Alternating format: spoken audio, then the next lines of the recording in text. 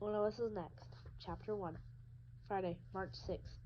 Reporter standing at the edge of a winding street with a large white stucco building behind her. Good morning, this is Liz Rosen with the Channel 7 News, reporting live from Bayview High, where students are reeling the loss of one of their classmates yesterday.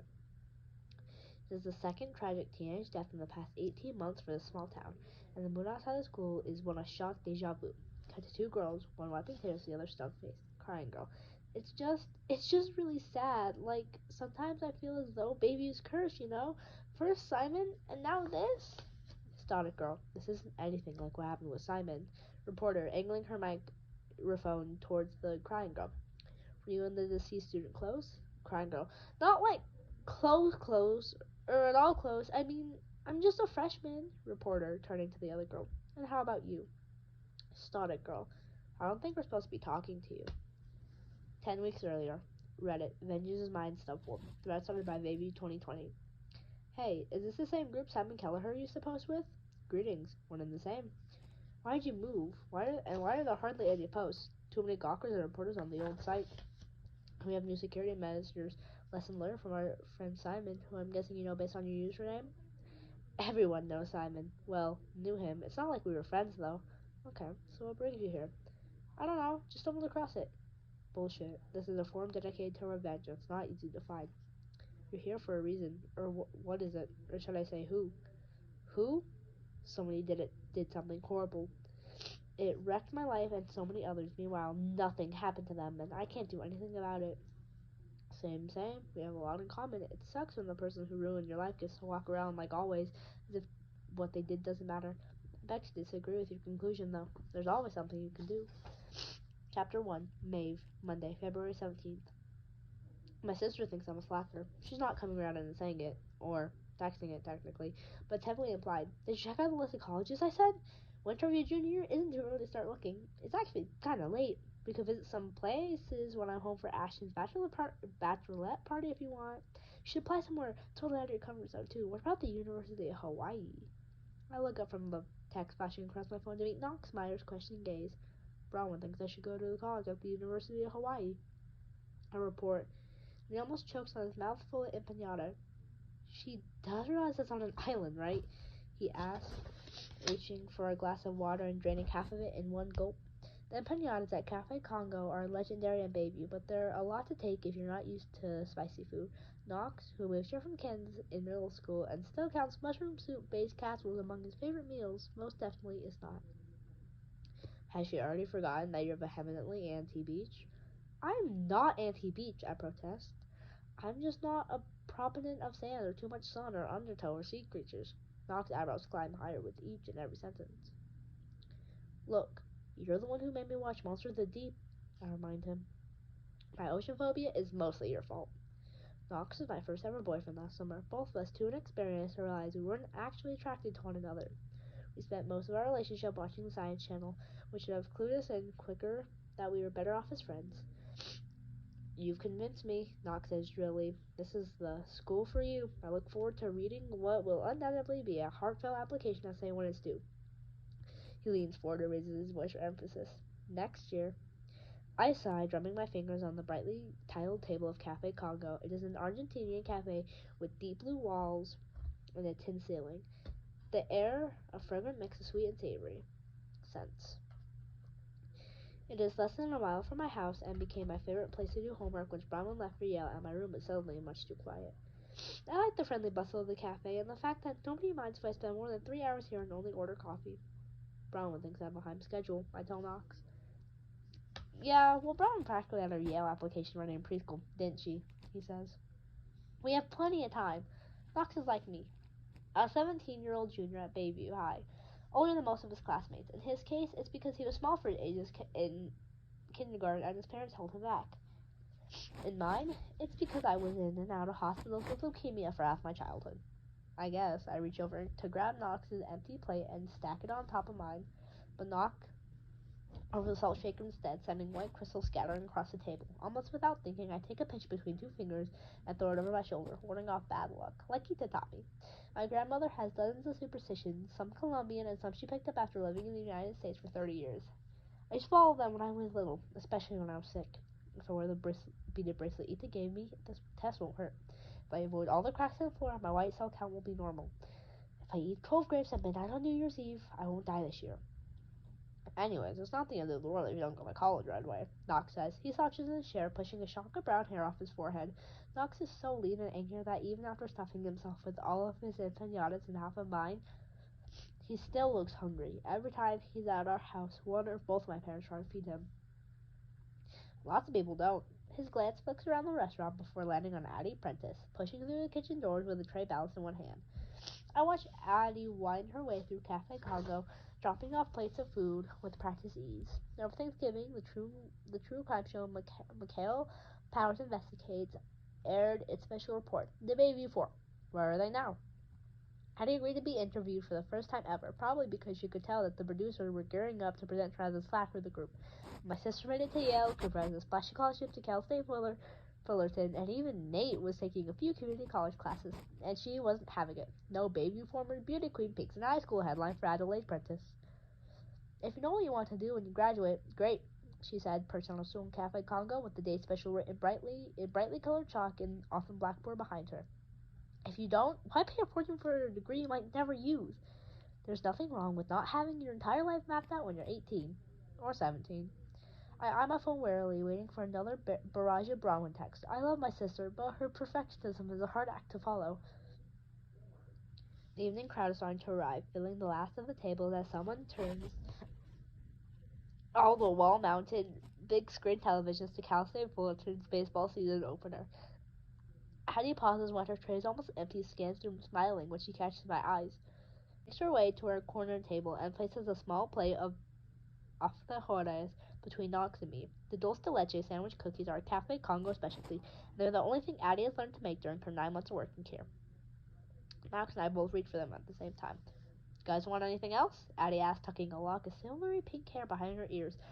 She tried a few different colors over the past year, but nothing that isn't pink or purple lasts for very long. You should get your order now if you do. Everyone's taking a break once Cooper starts pitching in. She glanced at the clock on the wall. 5 minutes or so. I shake my head as Knox stands, brushing crumbs from the front of his favorite gray sweatshirt. I'm good, but I have to hit the brush. Can you save my seat, Maeve? You got it, I say, sliding my bag onto his chair. Addie half turns, almost drops her tray. Oh my god, there he is! Every screen in the restaurant fills with the same image, Cooper Clay walking to the mound to warm up for his first college baseball game. I saw Cooper over Christmas, not even 2 months ago. But he looks bigger than I remember, as square-jawed and handsome as ever, with a steely glint in his eyes that I've never seen before. Then again, until right this second, I've always watched Cooper pitch from a distance. I can't hear the announcers over the chatter in the cafe, but I can guess they're saying Cooper's debut is the talk of the college baseball right now. Big enough that local cable sports show is covering the whole game. Part of the buzz is due to the lingering Baby 4 notoriety, and the fact that he is one of the few openly gay players in baseball.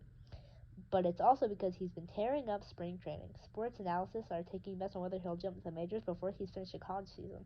Our superstar is finally going to meet his destiny, Addie says fondly as Cooper adjusts his cap on screen. I need to do one last check on my tables, then I'll join you guys. She starts moving through the restaurant with her tray tucked under her arm and an order pad in hand. But the attention of the room has already shifted from food to baseball. My eyes linger on the television, even though the scene has switched from Cooper to an interview with the other team's coach. If Cooper wins, the year will turn out fine. I try to push this out of my head as soon as it pops in, because I won't be able to enjoy a game if I turn it into yet another bet against fate.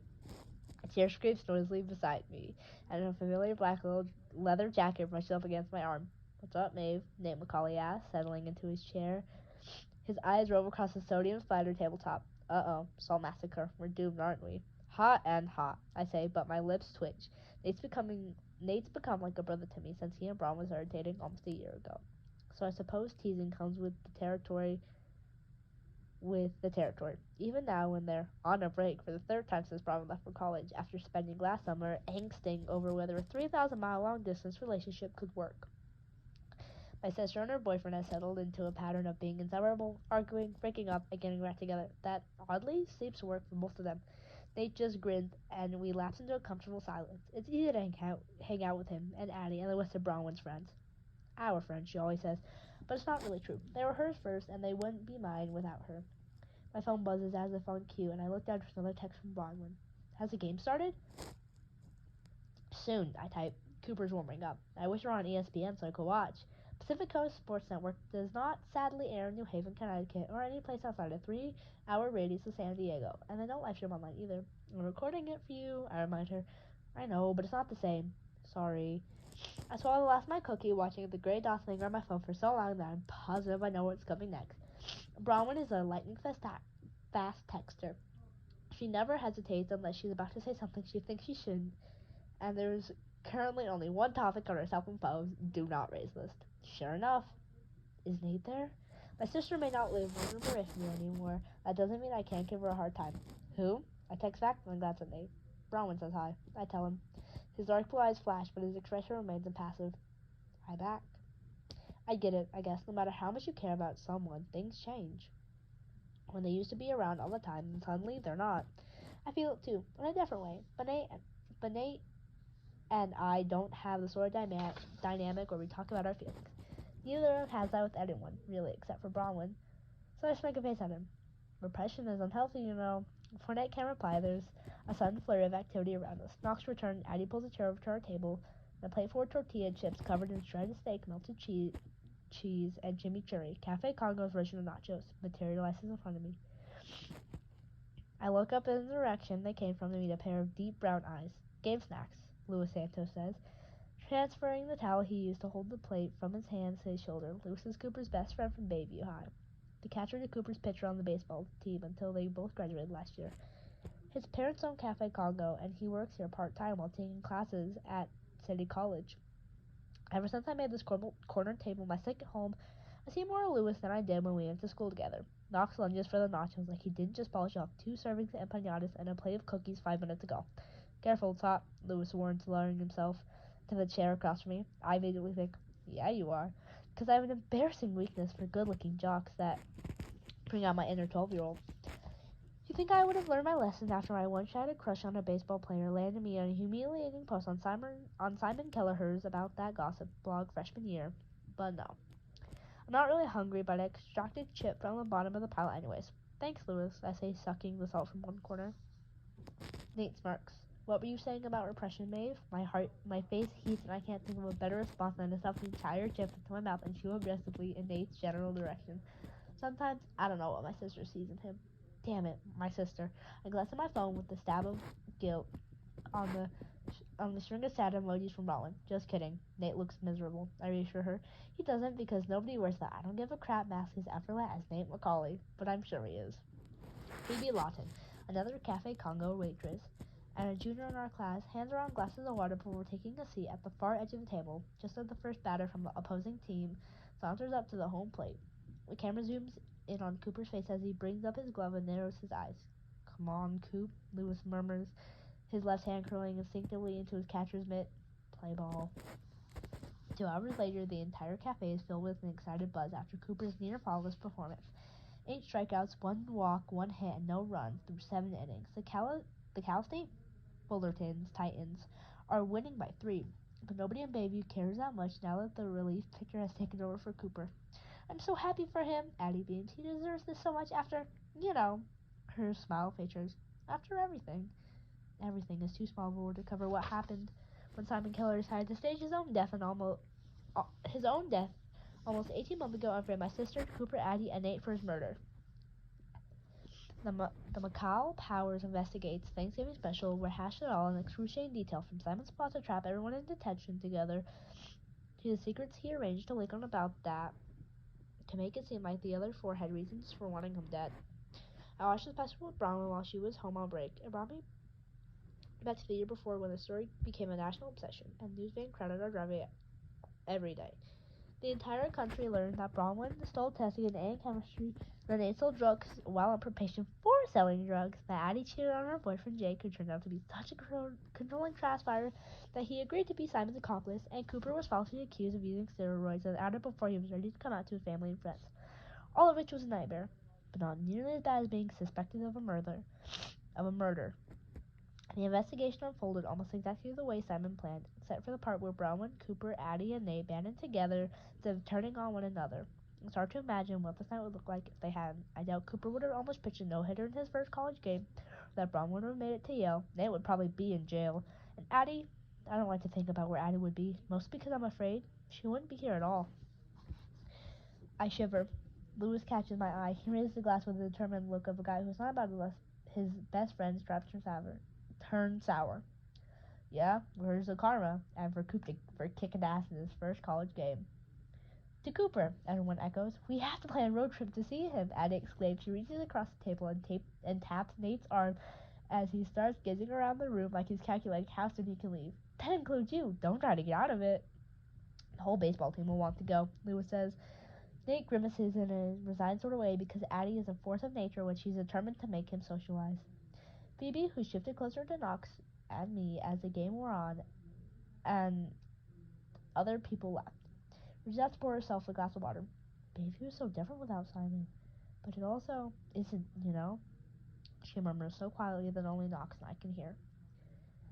It's not like people got any nicer once the shock wore off. We just don't have about that to keep tabs on who's being horrible from one week to the next. Not from lack of effort, Knox murmurs. About that copycats were everywhere for a while after Simon died. Most of them fizzled out within days, although one site, Simon says, stayed up nearly a month last fall before the school got involved and shut it down. But nobody took it seriously because the site's creator, one of those quiet kids, hardly knows anyone, never posted a single piece of gossip that everyone hadn't already heard. Think about Simon Kelleher. He knew secrets. Most people couldn't even have guessed he was patient, willing to wait until he could wring the maximum amount of drama and pain from any given situation. And he was good at hiding how much he hated everyone at Bayview High. The only place he let it out was on the revenge form I found when I was looking for clues to his death. Reading Simon's post back made me sick to my stomach. It still chills me sometimes to think about how any of us understood what it meant to go up against a mind like Simon's. Everything could have turned out so differently. Hey, Knox nudges me back to the present, and I blink until his face comes into focus.